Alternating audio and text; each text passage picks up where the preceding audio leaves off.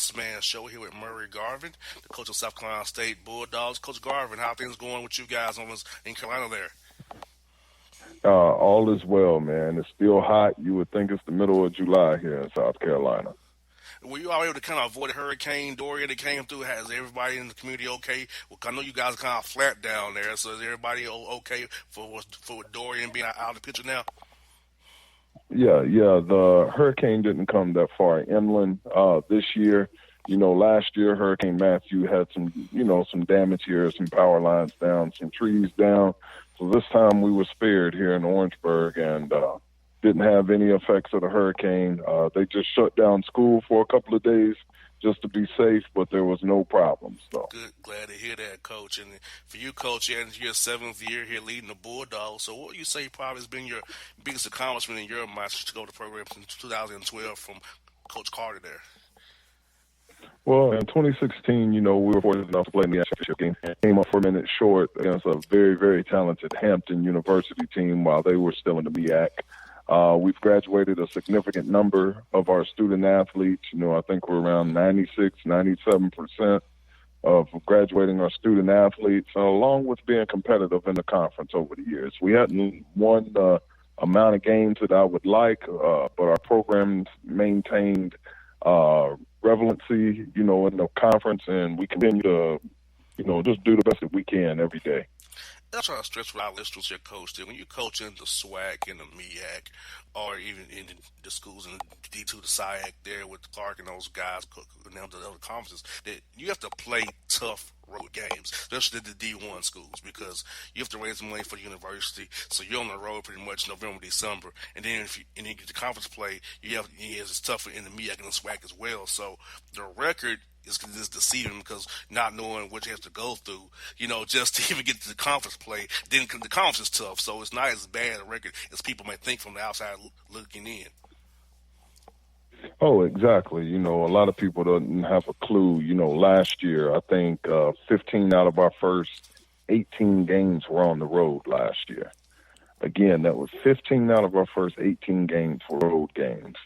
And there's a lot of different variables to go into how that happens. I mean, it's not just that we're always looking for road games. There's a lot of teams that will not come and play us at our home arenas around the conference. It's almost virtually impossible to get some schools to come in and play for, different reasons. I found that some schools don't want to come while your students are in session.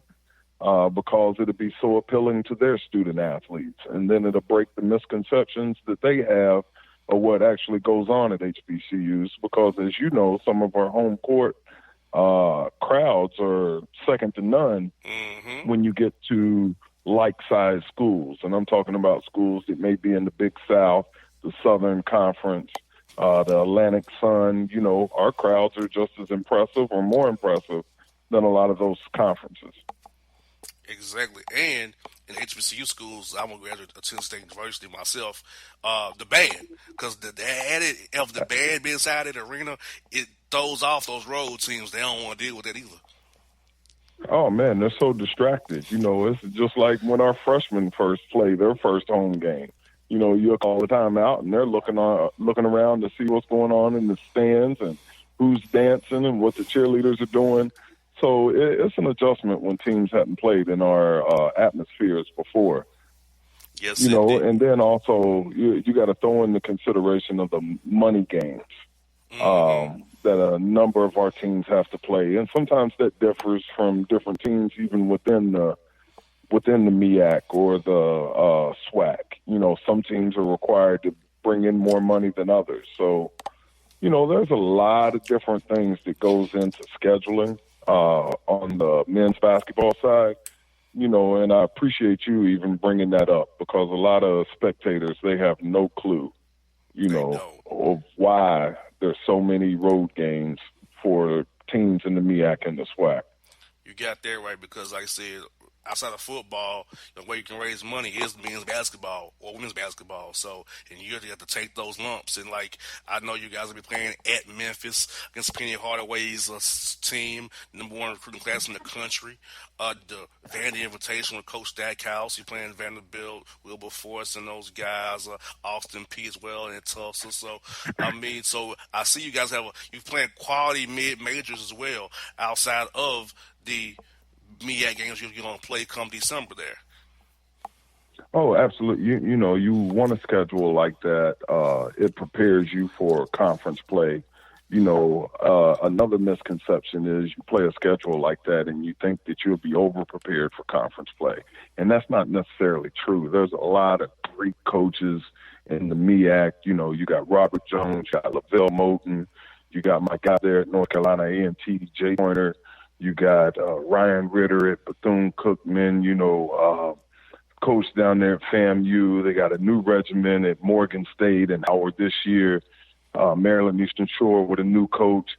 So you got to be prepared for conference play, but the out-of-conference play is a chance to also put your program on a different platform. You know, we're opening up in Memphis this year. You know, the #1 recruiting class in the country, the opening night of college basketball, which is on a Tuesday where there's no college football, no NFL, Monday night football. So what an opportunity to put South Carolina State on a platform on a national level against a team that all eyes will be watching. So we're preparing our guys this fall to go out there and give a great effort.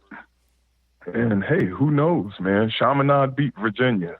You know, there's upsets in basketball, and we're going to try to be in the best position we possibly can on opening night. And, Coach, speaking of that, it's going to help your brain in recruiting. And I want to ask you, Coach, what type of young men do you recruit to want to get them that HBCU experience and keep young men in South Carolina who more opportunity to play D1 basketball? Because, Coach, what I tell young men is this, Coach, that if you put out good tape and show skills on tape, a scout will find you. It don't matter if you're in South Carolina, South Carolina State, or even upstate. It doesn't matter. If you have good talent and you show potential and you put out good film every night, a scout will find you. You'll find yourself playing either in the NBA, the G League, or overseas somewhere. You'll have a career in the game of basketball if you so choose to, and get an education and an experience of HBCU school that you can't get anywhere else in the country. Absolutely. You know, after your talent and the abilities that you have on campus, the second thing to me is what type of character do you display as a young man? You know, we're not into hugging thugs here, as the old cliche is. We're not into taking a second-rate talent because we are HBCU. We want the same student athletes that some of the other conferences may recruit. Again, we offer an education here and an experience that is second to none. Our alumni base is very strong. They come back for homecoming and different games and events. And so we're in recruiting the most talented student athlete that we can recruit, and also a student athlete that displays tremendous character on and off the floor. And that's what we're after, and that's what we'll continue to recruit. And we've had a good string here the last year or two with getting those type of guys in our program. And, Coach, I think with yourself, like I said, you can go high school freshman, you can go to the prep school route if you want to, international, grad transfer, or JUCO route. I feel like you, South Carolina State, you can use all 5 avenues to find players to help you guys out, help your program sustain and be competitive in the MEAC each year.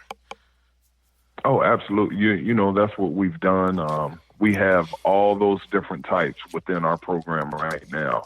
This past year, we signed maybe 2 grad transfers. We signed another transfer from Savannah State with them going down to Division II. Some of their kids, you know, they become immediately eligible for Division I. We got high school freshmen and we got junior college transfers. So we covered all that in this past recruiting class. I tell you something that, you know, maybe the nation doesn't quite realize, but last year, we have 2 out of the top 3 NBA draft picks came from the state of South Carolina. Oh, wow. And that has really impacted the amount of schools that are now raiding the state, looking for the next John Morant, looking for the next Zion Williamson. I mean, I think we had a total of 5 in the NBA draft when you count the Claxton kid that played down in Greenville, South Carolina. And then there's maybe 2 more gentlemen that had South Carolina roots. But I say that to say the state of South Carolina has really, really grown in their grassroots basketball, and the nation has taken notice. Again, with the NBA draft, 2 out of the top 3 were from the state of South Carolina. John Morant, we were one of the first schools to actually offer him a scholarship before he jumped on the scene. So we're going to continue to chug along and do what we need to do in order to put our best foot forward, and then also to position our program to compete for a MEAC championship in 2019-2020. And Coach, speaking of that, I know preparation is real key for you guys. So this offseason, what did you guys prioritize as a staff as you did your self-evaluation of the program that you wanted to make sure you guys improved on from April through now October when things you get going here real soon? Well, the first thing that we decided that we had to improve on was our defense. Last year, we did not guard the ball to our capabilities. And, to some people's dismay, it takes talent to play defense. And the reason I say that is you think about what is shown on SportsCenter highlights. It's offense, offense, offense. Mm-hmm. And there's a lot of kids that, that's all they're into is how can I score the ball? How can I make somebody fall down? Well, the lost art and the object of the game is you have to keep your opponent from scoring as well. Exactly. So, we've went in and we've really broken down our defense, and we've went to a different philosophy defensively, and our coaching staff, we've studied a different philosophy, and we've been putting that in since summer school. And now the guys, our defense is way ahead of our offense, but I'd like to keep it that way because in order to win in March, you have to be able to execute in the half court offensively, and you got to be able to stop people defensively. So you got to have a balance there. But if you're evaluating our program right now, we really have to attack the defensive end of the floor. And, Coach, who are some young men this summer who are really showing you some things in their games, adding to their games that we can expect some big things from this upcoming season here? Well, our program is led by our senior power forward, Donnie Applewhite. Last year, Donnie, I think in conference play, might have averaged around 17 points a game and maybe close to 8 rebounds a game. He'll be returning, and he'll be the anchor of this basketball team. Also, we got a pleasant surprise by a returner that was absent for our program for 2 years now, but now he's a grad transfer named Tashawnbay Riley. Tashawnbay was an Orangeburg native that transferred to South Alabama for his 5th year, got hurt at South Alabama. We filed an appeal with the NCAA for a 6-year eligibility. He was just granted that about 2 weeks ago, and he's back fold in his junior year at South State. He averaged about 12 and 7, and he's really expanded his game beyond the three-point line. We added a point guard from Savannah State, Zach Sellers, that to me was one of the top point guards in the MEAC last year. We have about, Bossman, 9 seniors in our program. Wow. 9 seniors. And that's unheard of. It's a good thing for us because we'll probably be one of the oldest teams in the league. We have the most returners probably in the MEAC. And it just sets us up to, try to put a footprint in the conference this year and finish a little bit higher in the standings and hopefully compete on that Saturday morning in Norfolk, Virginia, when all the chips are on the table for the MEAC championship. And coaching at the mid-major level, being old is good. Having 9 seniors is good. I mean, it's like you already have a rotation of 9 guys you can play. You can all older, and you said those 3 days of March when it really counts. Being old helps when under pressure-packed situations where you feel tension. Yeah. They've been through it before. That helps a lot. Absolutely. And, and when you go back and look at it, the older teams in our conference have been the best teams. and it's kind of different from the high major schools because the high major schools, they're after the one and done. We're after the kid that's going to probably be in your program for 4 years, and you watch them grow and mature, and the young men that they come in wearing wife beaters and they walk out wearing a suit and tie. And that's what we're into here at South Carolina State. And, again, 9 seniors, man, a lot of them know what I'm going to do before I even tell them. So that's advantage us. You got that right there, Coach. Who are some coaches in the business really helped you out over the years that you can lean on when you need some help or some guidance that's really been there for you throughout your years of coaching? Did you say some of the coaches? Yes, sir. Some of the coaches really had a big impact on you throughout your career here. Well, there's a coach by the name of Dale. He's a longtime head coach at Carson Newman University, one of the first African-American assistant coaches in the SEC at Vanderbilt back in the day. He's a coach that I lean on. Also, former head coach here at South Carolina State, Tim Carter, had a very successful run at UTSA out in San Antonio, Texas. And I actually came here as an assistant coach under Coach Carter. He's a coach that we keep the phone lines open. And then there's numerous others. Even my high school coach, Ken Trevitt. There's just numerous mentors, and I believe that all successful people have a mentor, a mentee, and an equal in their life. And that way it'll help you balance out as you climb the mountain to success in whatever field you may do. And last one I got for you, Coach, is about the importance of coaching at HBCU school because I told you earlier in the interview, I'm a graduate of TSU in Nashville. I love Tennessee State University. It gave me the basis of who I am today.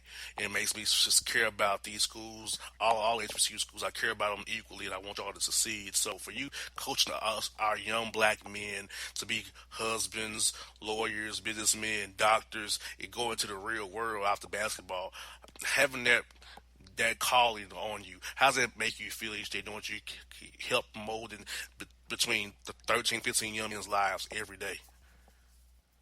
Well, the power of a HBCU, first of all, you got to think of the imagery that is projected onto our youth. A lot of times in history books, they only learn about Martin Luther King and slavery. But when you walk into a HBCU, usually in the hallways of those institutions, you have people that look like us. And I'm talking about people of color. You have people of color that have made prominent impacts on our society worldwide. And that is a powerful image that a lot of our African-American students do not get to witness unless they come to a HBCU. So that alone is a very big and influential impact of a HBCU on a young student athlete or a young student's life. With the influx of popularity of HBCUs again in the past year, with Beyonce, with not Tiger Woods, but Stephen Curry. It was funny how, with Magic Johnson and his ties into HBCUs. I seen the other day that Michael Strahan gave back to Texas Southern. And I believe the philanthropy helps, and it helps bring attention to what HBCUs have been doing around this country for a long time. I believe they will continue to flourish because even though, things are more, we're not segregated as we used to be by law, there's still some under the table segregation that's happening. And, some people don't believe that HBCUs, a lot of us have very diverse student populations, so things have changed and we've opened the doors for everybody. And, here at South Carolina State, we have students all across the board. We got foreign students. We got, Caucasian students from here in the States. So HBCU is a historically black college and university, but that doesn't mean it excludes people. And sometimes, just like we have the opportunity to go to PWIs and that opportunity's open to us, well, sometimes, hey, come take a look at what we're doing. Exactly. Come take a look and be a part of what we're doing. You could learn from us just like you expected us to learn from you. So HBCUs, man, I could talk all night about the importance of it and the value and why it's still relevant and why we still need them.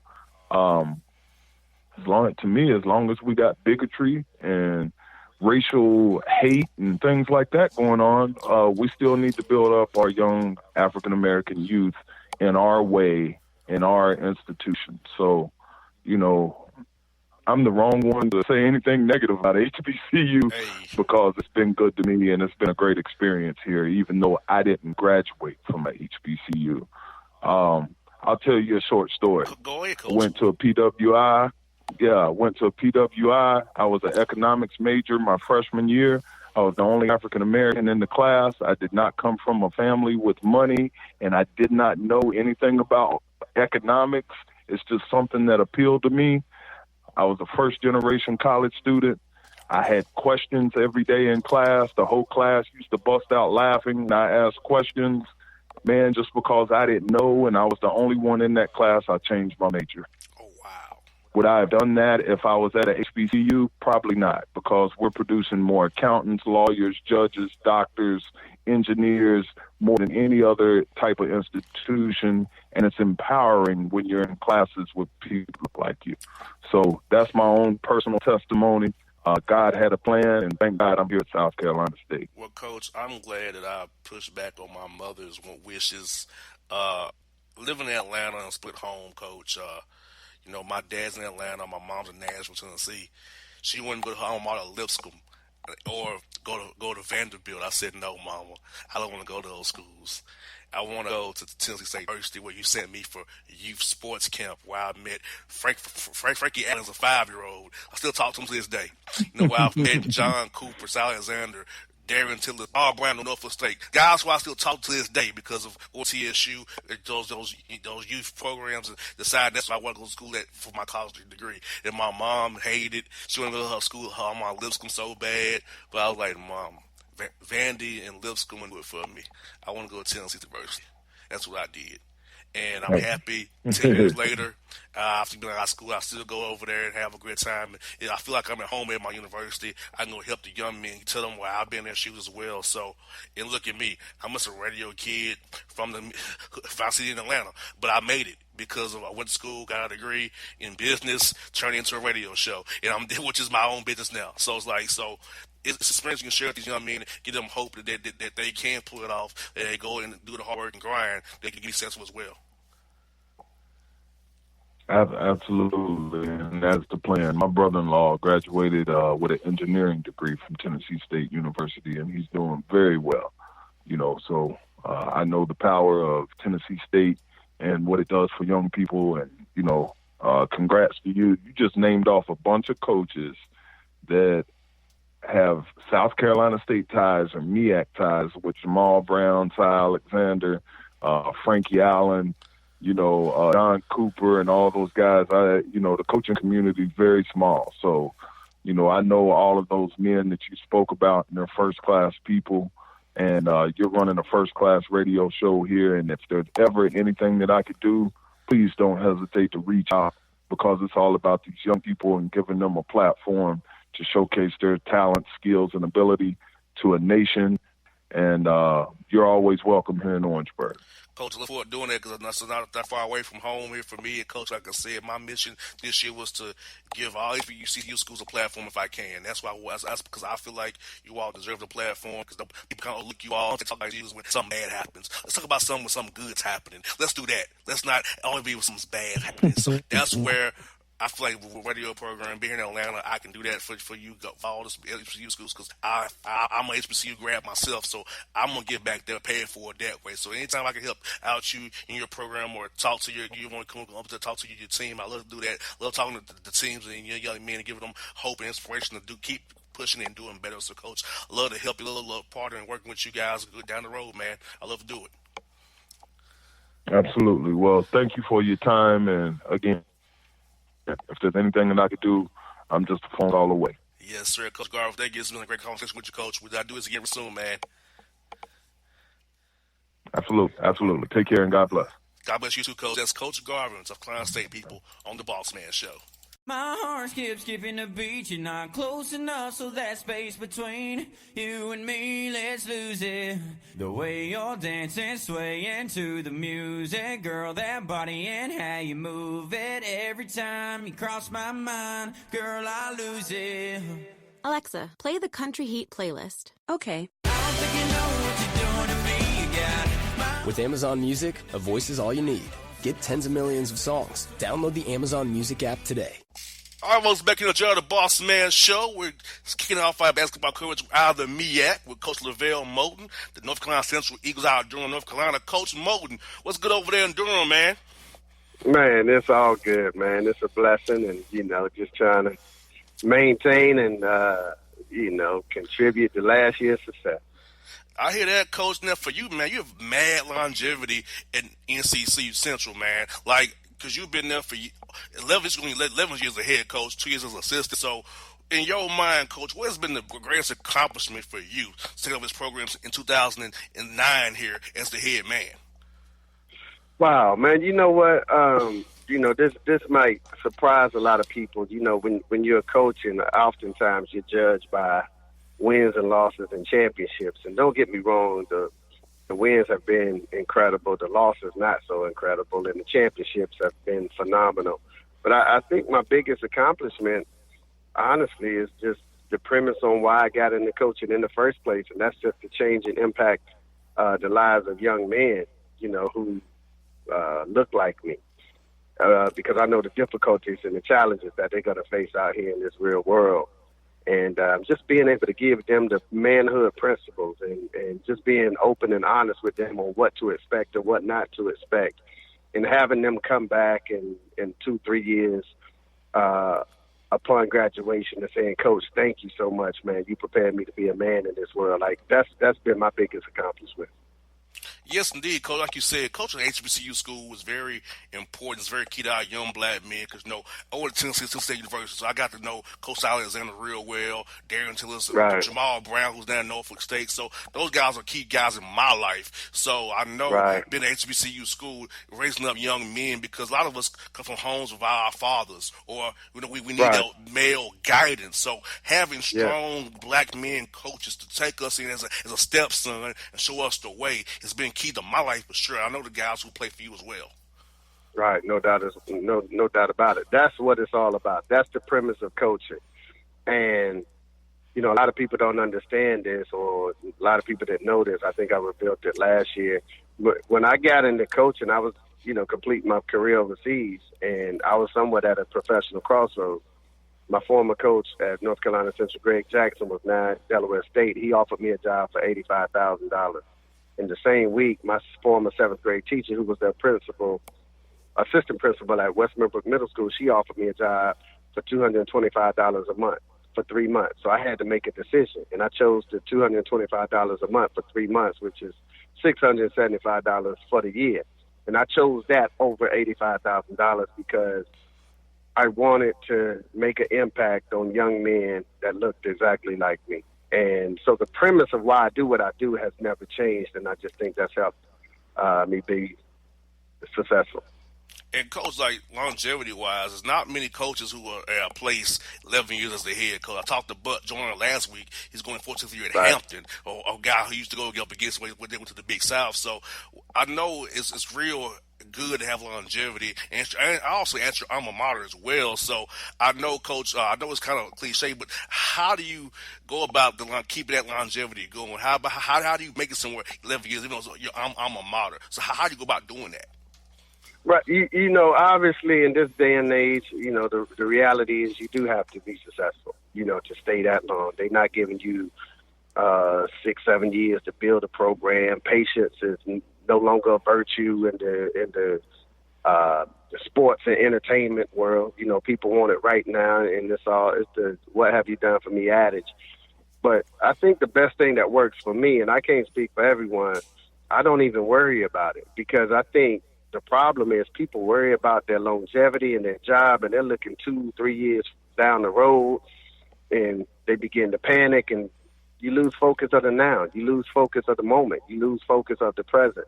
And, man, I've just always put my trust in God and just went out there and did the best that I could. And he brought me this far, and I just figured I know he can't drop me off in uncharted waters out here. So that's been the premise of why I've done what I've done. And I've always focused on the now, not trying to look ahead and You just do the work that's required at that present moment, and then after a while, you look up and you have, a career, some tenure, some longevity. And I tell our team all the time, and I use the analogy like, if you're building a mansion, you don't worry about how big the mansion is. Like, you just lay one brick at a time as perfectly as you possibly can. And once you lay that brick, you get the next brick, and you lay that next brick as perfectly as you possibly can. And when you do that over a course of time, when you take a step back, you look up and you realize I have a mansion. But if you just focus on the mansion, I don't know if you'll ever get it done, because you're like, oh, man, I don't know if I ever get to all of that. So, perspective has always been huge for me. And having mind over matter has always been huge for me, man. And I just tried to focus on the present. Amen to that, Coach. And, Coach, also kind of evaluating your program. So I know this summer you guys to do a self-scout, self-evaluation. So this summer, what did you guys focus on as a staff to better the program going here in the 2019-2020 season here, starting up here real soon? Yeah, we're getting up after it, man. And, we've had some turnover in terms of staff, and we always have that. And that's just part of it. When you win a couple of championships, people want to pluck from that tree. And we get it, we understand it, we embrace it, and then we just try to respond. And after we respond, we just, right now we're just working as hard as we possibly can. We're working as hard as we possibly can to, just make sure we keep this thing in the road. And we're motivated. Why? Because this group has not accomplished anything. And I remind them every single day, like, stop riding the coattails and the backs of the people or your predecessors that were before you. Because you can't live off their glory. You got to build a legacy of your own, because we haven't won anything together as this particular group. So that's the goal. Exactly, Coach. And this summer, I know you're happy you had those 4 hours to work out with your guys. So who are some young men you want to kind of point out to really improve this summer, getting better mentally, physically, and emotionally, and also on the court as well? Randy Miller, he's returning. I think he was our second leading scorer last year. Jabri Blunt, Jordan Perkins. With the addition of C.J. Kaiser, the transfer from Wichita State, we feel great about him.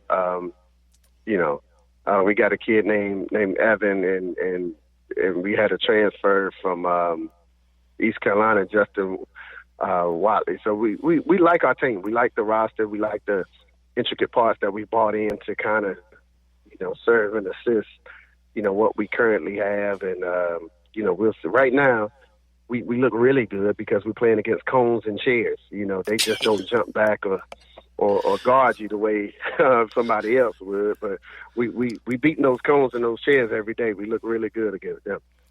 You got that right, Coach. And also, I feel like, Coach, for young men at HBCU schools like yourself, you out here got to get ready for that tough non-conference schedule, because a lot of people don't realize in the SWAC and the MEAC, you guys have to play guarantee games to raise money for your university. So the record in that you see November and December does not tell you the story about the team, because really all it really matters is that weekend in Norfolk, Virginia, that you get hot those days and get that stick to the big dance. So that's what really you want to peak then. But people look at the SWAC, oh, they're having a bad year. No. They have to play guarantee games against high majors to raise some money, and great mid majors too for the university. So I try to people all the time, the schedule you all gotta play is kind of different. So you can't judge you about what happens in November and December.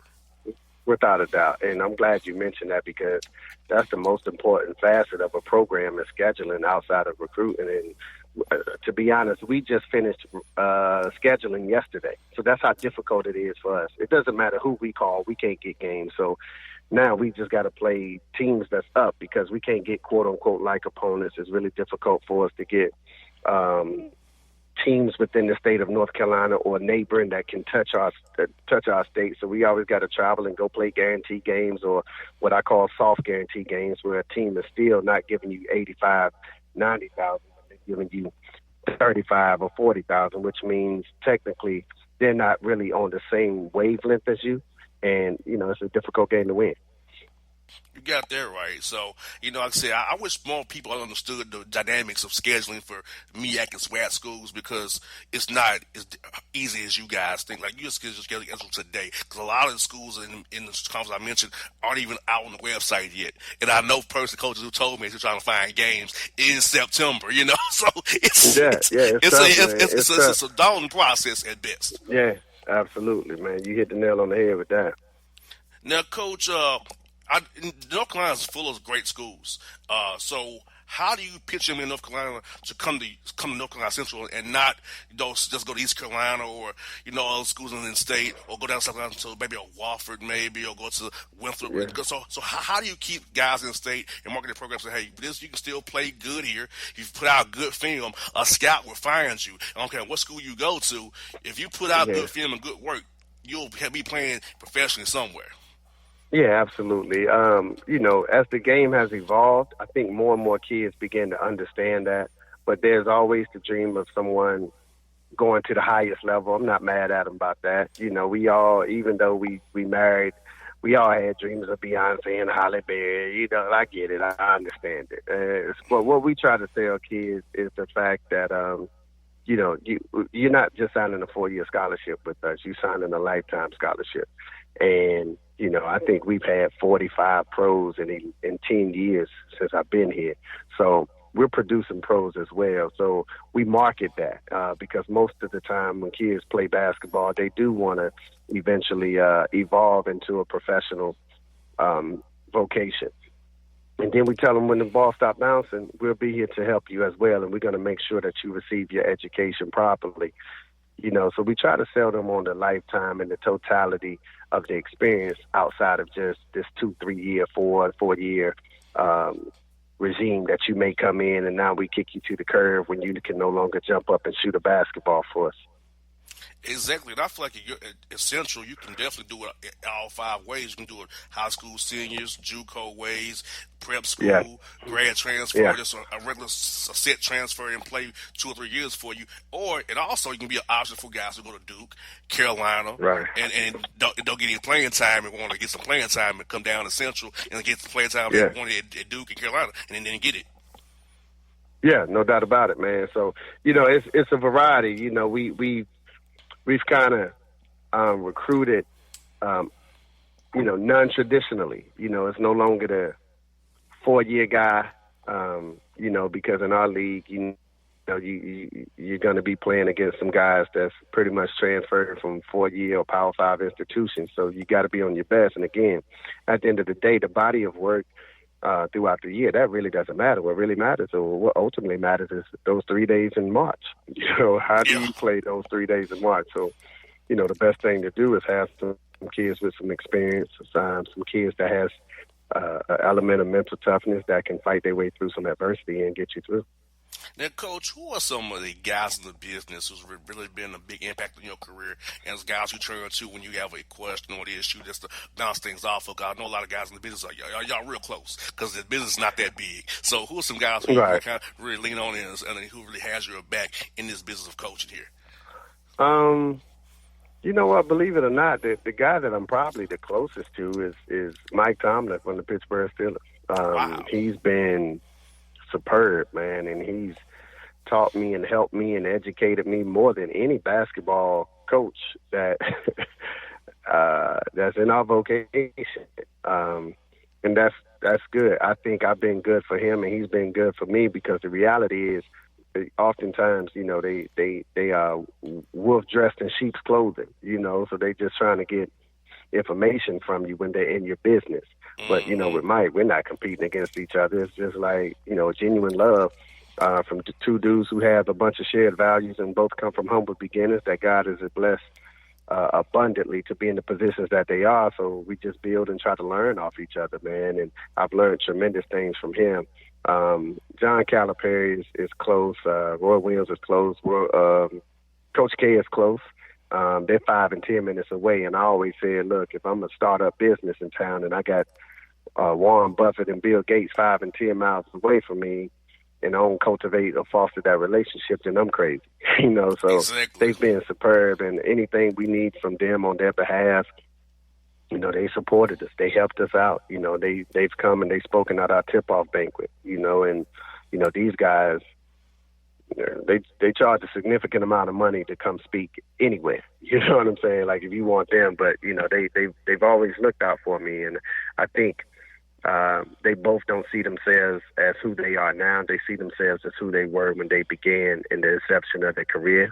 And so they have a sympathy and an empathy for me and a willingness to help and do that for me. So it's been nothing but a blessing to be assembled with those guys.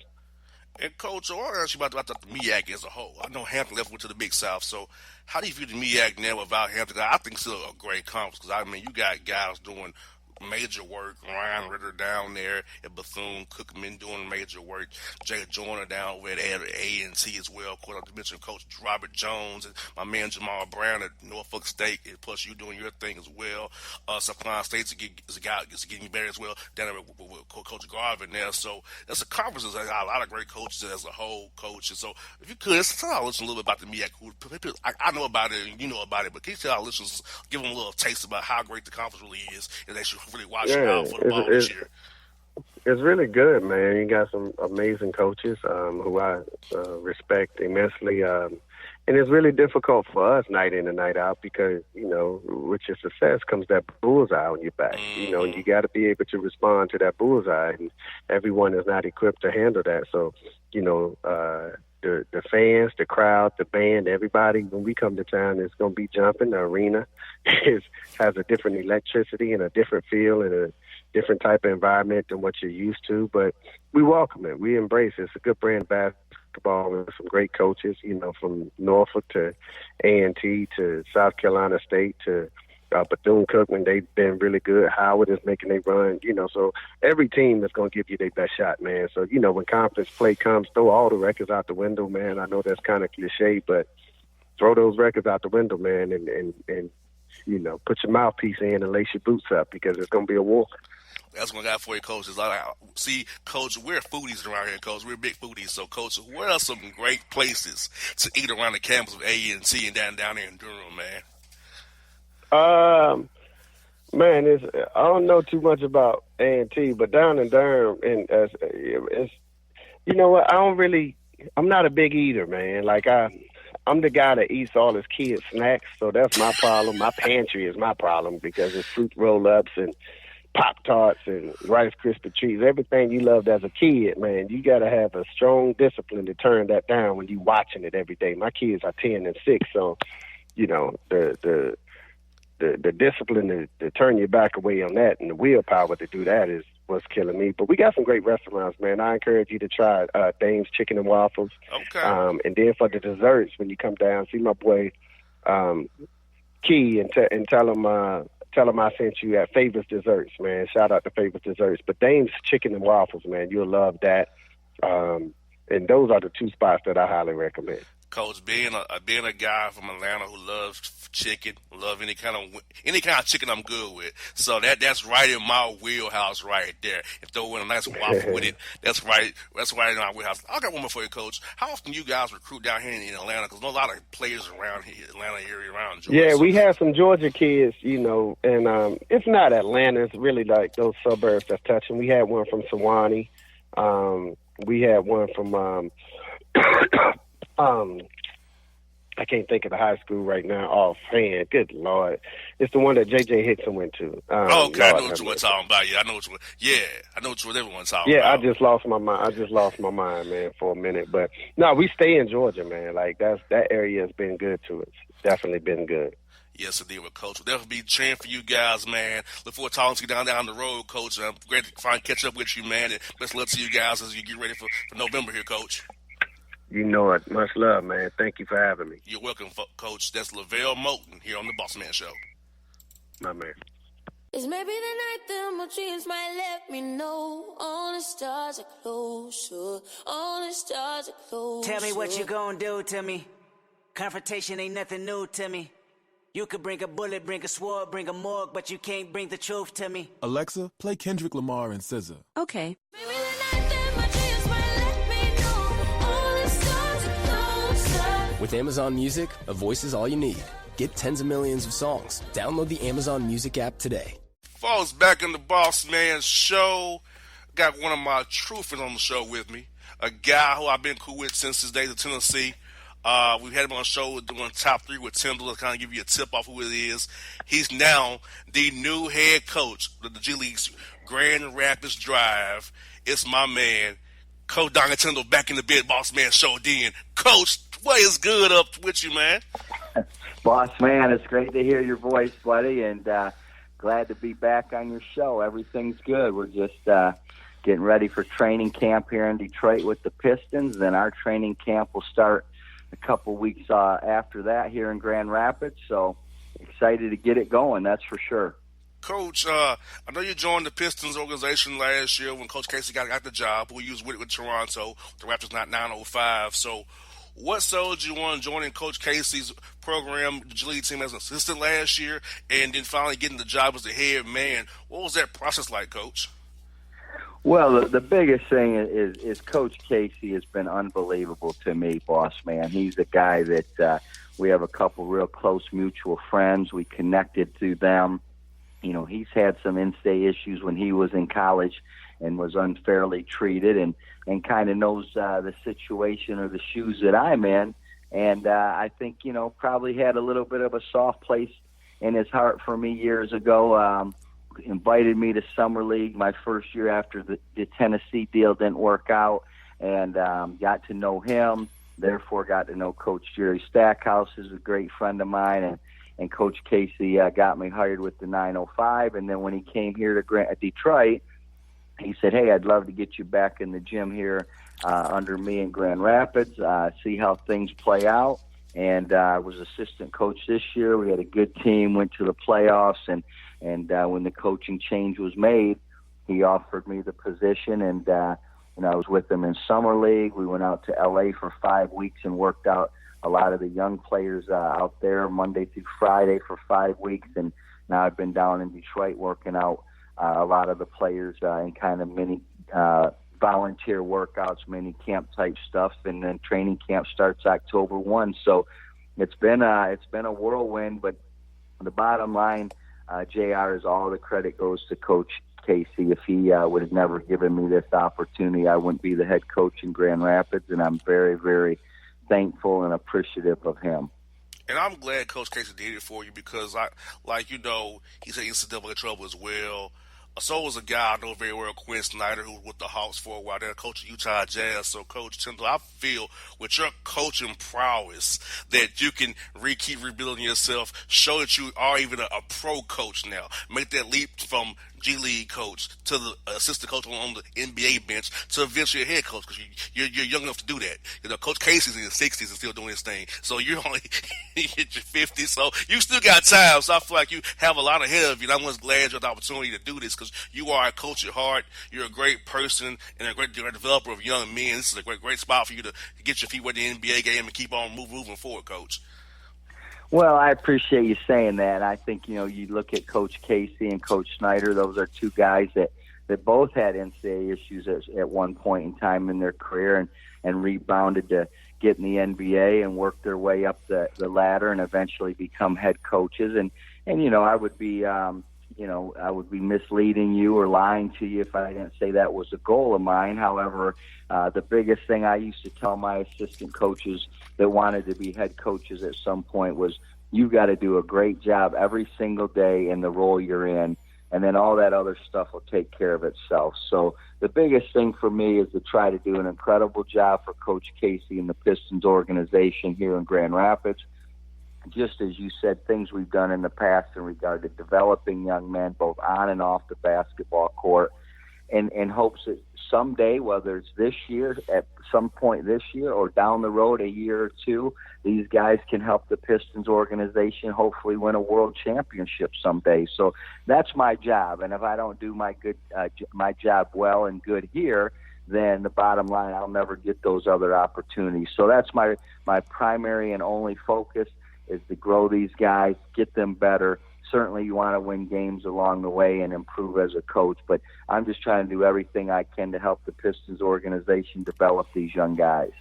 Now, Coach, will it be like you run the same thing that Coach Casey runs with the Pistons? Will it kind of be the same thing, like a true minor league system where what the offense he runs, defense he runs, the schemes he runs up there, the Pistons, the big team, Detroit, you run down with Grand Rapids as well, or it's kind of you kind of put your tweak on what goes on in Grand Rapids?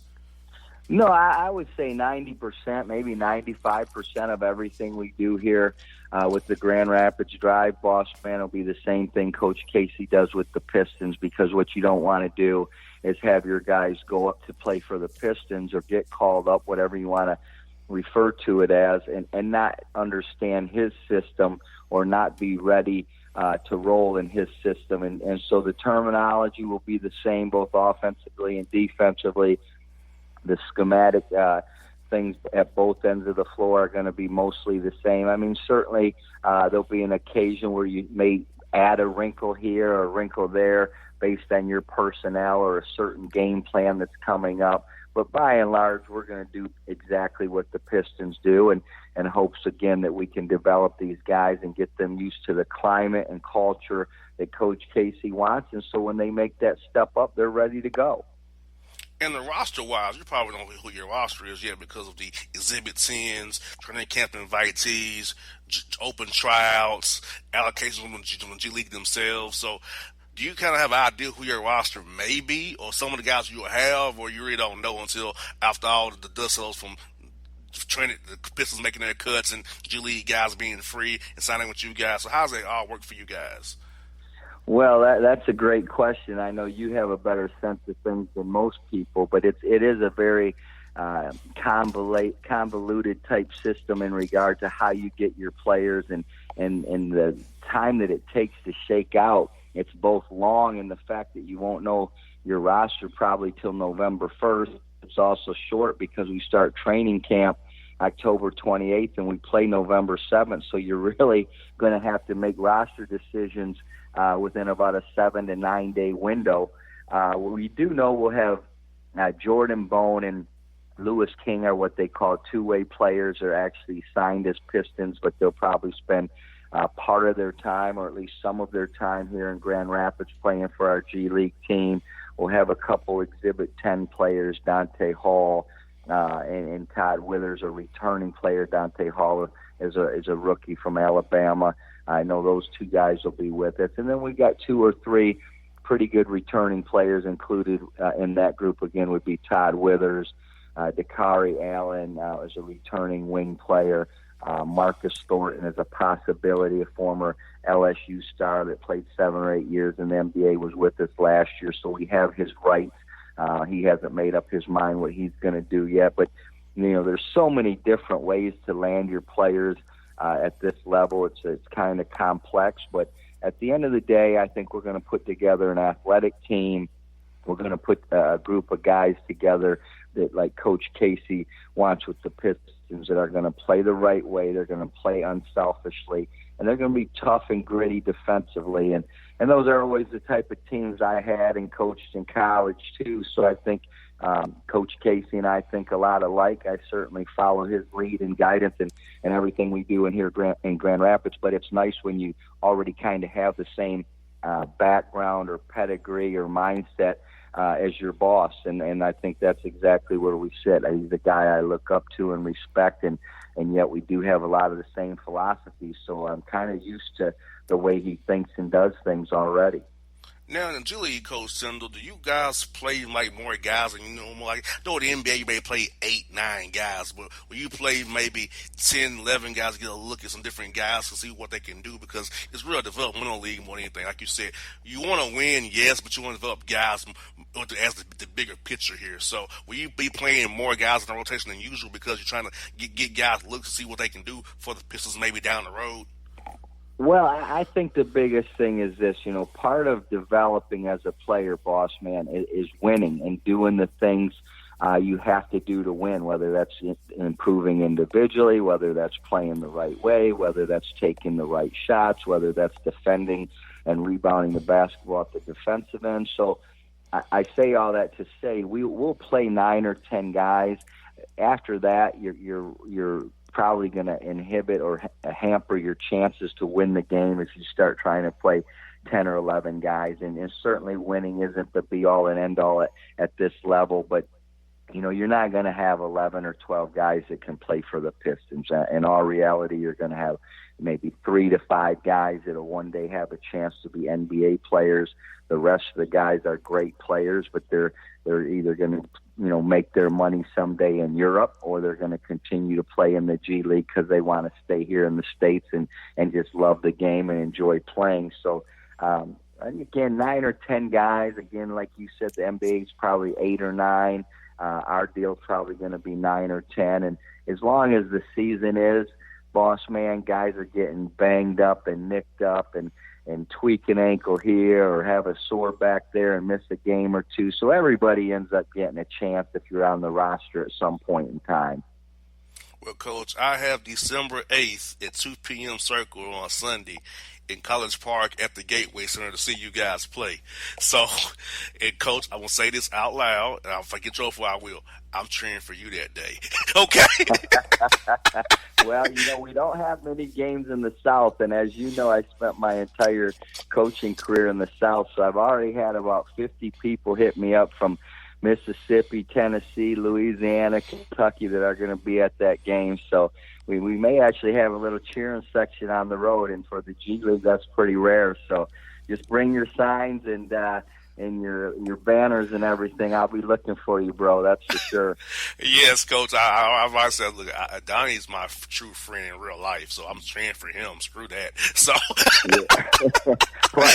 plus, I'm buying you dinner the night before, so you better be cheering for me. Hey, you got there right. Always makes it easier to cheer. Well, I'll tell you what, Coach, I'm so happy for you. As your friend, I'm happy for you. But I'm just happy that you persevered, overcame. And, like I said, I've told you so before, I took bullets because I was defending you where I did, but I'm glad I did it. And I'll do it again because you're a great person. You got a raw deal. And the Lord had your back, and you've came through this storm, and now look at you on the way back up, and I'm definitely happy for you and proud of you. I look forward to seeing your growth and the bigger and better things you'll be doing as you go into this journey, man. I was happy for you, Coach. I really am. Well, I really appreciate you, man. You're one of the few guys out there that has remained a true and loyal friend to me, and, it's interesting. You find out kind of who's with you and who isn't when things go bad, JR, and you've been with me every step of the way. I'll never forget that, and I appreciate it. And you're right. We're blessed. The Lord has a plan, and this is his plan for me, and he's helped me get through some dark days. But you know what? Friends like yourself have helped me a ton as well, and I appreciate you, buddy. Anytime, buddy. Hey, Coach, have a great night, man. We'll talk to you real soon, brother, and I'll see you December 7th and 8th in Atlanta, man. Yes, sir. All right. Take care, guys. Bye-bye. All right, now it's Donnie Tyndall on the Bossman Show. Hello, my name is Travis Williams, President and CEO of Academics and Athletic Consulting, focusing on educating and empowering tomorrow's collegiate athletic leaders. My passion is for the education and genuine concern and care for today's student athlete. It's the centerpiece of my life's work. A college education, both in and out of the classroom, is a truly rewarding benefit. For more information on AAC, you can go to www.academicsandathleticsconsulting.com. Once again, www.academicsandathleticsconsulting.com. Or you can follow me on Facebook at Academics and Athletic Consulting, or Twitter at Coach TWill24, or Instagram Travis L. Williams 24.